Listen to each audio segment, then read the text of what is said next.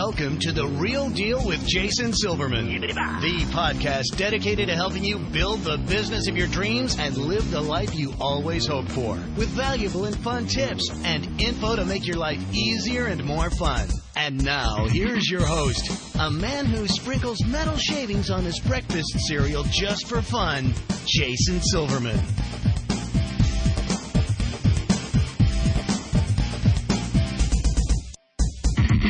Hello, everybody, and welcome to The Real Deal with Jason Silverman. I'm your host, Jason Silverman, and I'm thrilled to share some time with you today.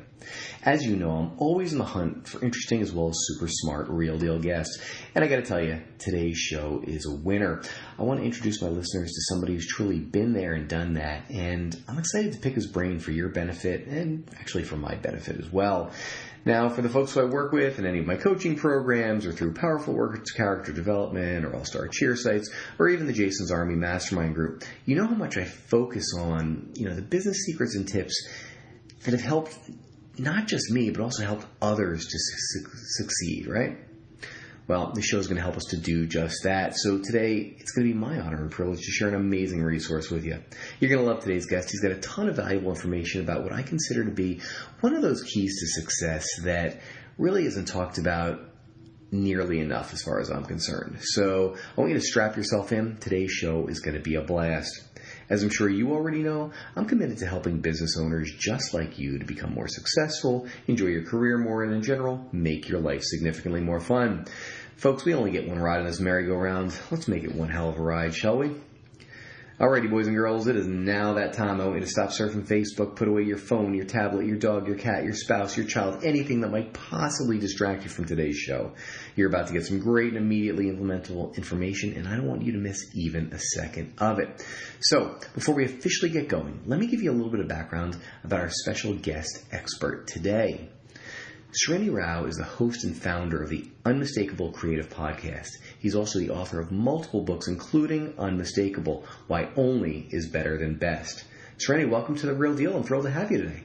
Yeah, thanks for having me. Oh, the pleasure is mine. Listen, before we get started, for those who haven't had the opportunity and pleasure of meeting you or hearing you speak or listening to your podcast or even reading your book yet, share your story with our listeners. What are you passionate about? What makes you tick? Who is Srinivas Rao? Yeah. Okay. So those are three sort of broad questions, but I'll try to condense it into a fairly, digestible format.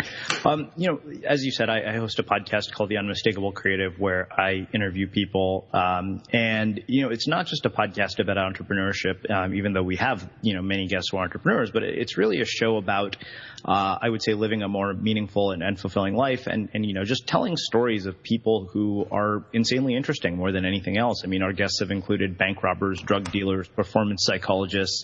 They run the gamut. And, I think the sort of mission and central ethos behind what I do is this whole idea of unmistakable, right? The notion that, when you've done something that's unmistakable, you've created something that is so distinctive that nobody else could have done it but you. And what's the value of that? The value of that, of course, is that when you do something that is unmistakable, your competition becomes irrelevant because nobody is searching for cheaper, better, faster, whatever it is that, people tend to compare you because suddenly you've created something that there's really nothing to compare it to. Now, obviously, that's easier said than done, right?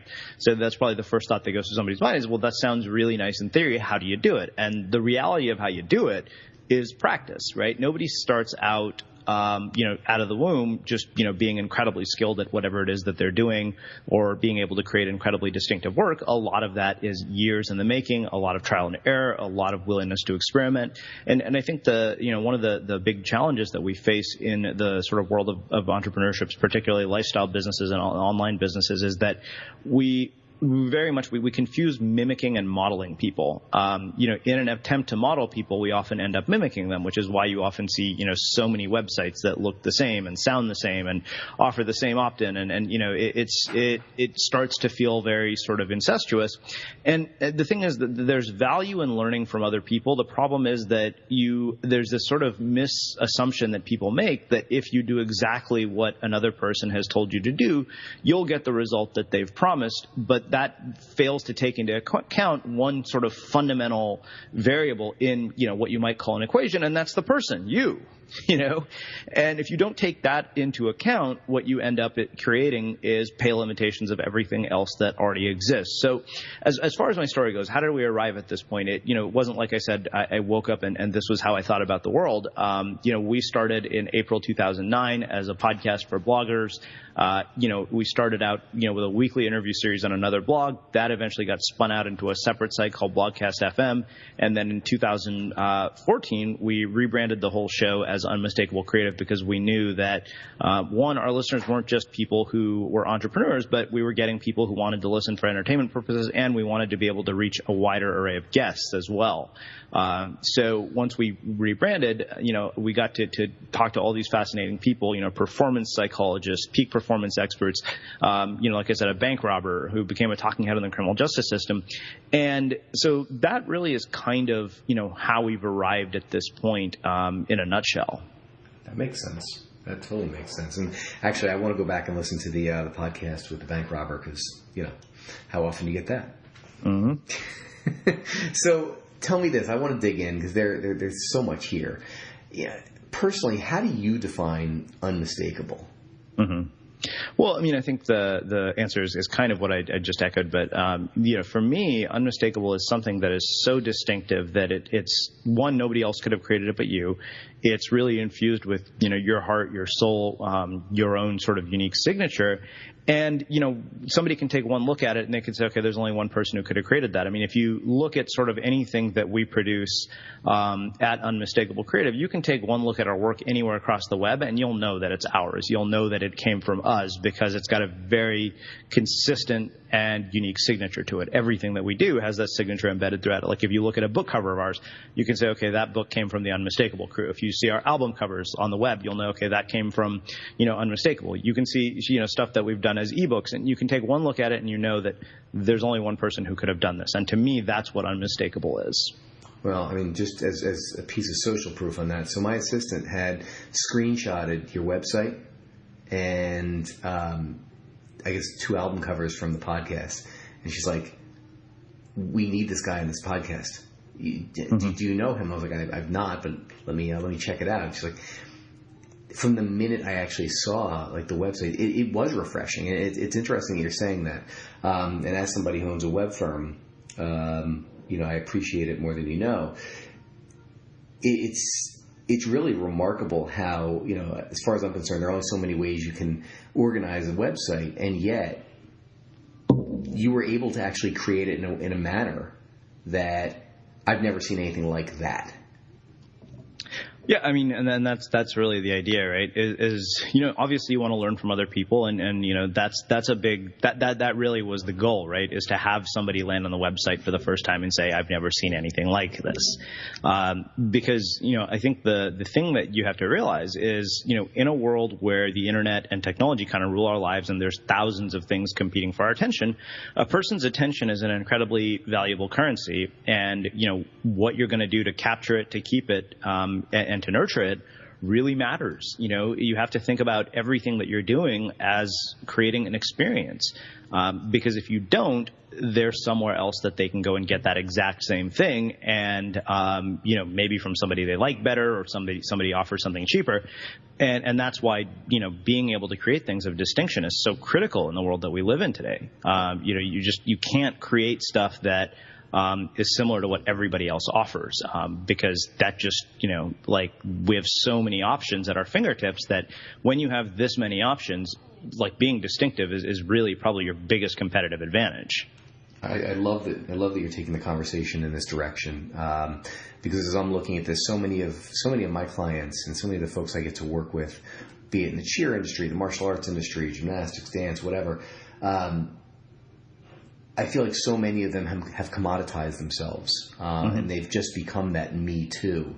So hearing an expert come out and say, the importance of distinction, that really is their unique selling proposition. We are the only one who does this, or having that unique feel. I love this. Well, let me ask a follow up on that.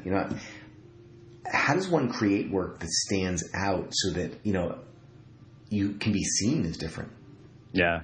Well, you brought up something I think that really is at the heart of it, right? You said that, everybody has this sort of unique selling proposition idea, the thing that we do that nobody else does. First, you need to figure out what that is. And if you're not doing that thing, well, that's an even bigger problem. Then you need to actually figure, if you don't have that thing, you've got a lot of problems. You're basically a commodity if you don't have that thing, like you said. As far as how do you figure out what that is? So a couple of different things that I would say. One is, one of the big ones is what I call creative cross-training. So, the visual look and feel of the Unmistakable brand is largely the byproduct of a 30-day project where I taught myself how to draw. And at the end of 30 days, I realized I can't draw. And I documented the whole thing via Instagram. But what was interesting was that when I sat around, for 30 days working on this thing, teaching myself how to draw, something interesting happened. I started to see things in a very different way. And I think somebody, I've interviewed a number of visual artists, and they said that is a big part of drawing, is it teaches you to tap into sort of a sort of level of awareness that you don't have when you're not doing something like drawing. So suddenly, when we were redesigning the website to launch as Unmistakable Creative, and our initial designer had us go and get stock photos, I took one look at it and I said I knew what was wrong. I said we need to custom illustrate all the icons. And that was the beginning of basically giving this brand a visual voice. So, whatever it is, maybe it's, writing or journaling, every morning. Maybe it's painting every morning. Maybe it's listening to music or composing music. I think that, you explore creativity just for the sake of it with no expectation that it will produce something. And often it gives you these very sort of pleasant surprises that, like what you would call moments of serendipity. And I had asked somebody once, I said, this is a very strange question. I was like, can you engineer serendipity? And of course that's kind of an oxymoron. But at the same time, like if you're not doing things that lead to creative output, that lead to creative insight, it's going to be very hard to actually, find that insight or find that one thing that sets you apart because you're not doing anything to prime your brain for it. Well, speaking of brain stuff, one of the leading issues I've found with many of the clients I've got is, they've conditioned themselves into some terrible habits. Mm-hmm. They just have. I'm guessing that for you, being creative and actually doing this consistently, becomes a habit. Have you developed any sort of shortcuts? Yeah, we could talk. We literally could talk about this exact subject for 45 minutes because we've just finished. We're literally, in the process of launching a course about this exact subject. I just submitted a manuscript for, a second book to my publisher for this, and a good amount of what I write about is, productivity and creativity, and habits are a really big deal. Where do you want to start with this? Because there's a number of different directions that we can go, and yes, people do have a lot of bad habits. But where do you want to go specifically with this? Because I can talk, like I said, about this for an hour. Well, again, I think coming at it from the initial of breaking bad habits into forming let's start there. Ones. Yeah, let's start there. Okay, so breaking bad habits. First off, most people in a lot of cases, like you said, there are probably people who have bad habits. They're not even aware often that these are bad habits. So often our bad habits seem particularly harmless because, checking your phone when you wake up in the morning or checking email or getting on Facebook, nobody's going to say, that's the equivalent of cocaine. Like if you had a cocaine habit, somebody's going to check you into rehab and tell you to get your shit together. Right. But if your habit of, nobody's going to say that you have that same sort of visceral reaction to the fact that you wake up in the morning and you check email and you get on Facebook and you waste time online, which is the bulk of the population. Now, there's a lot of interesting things that happen as a byproduct of this.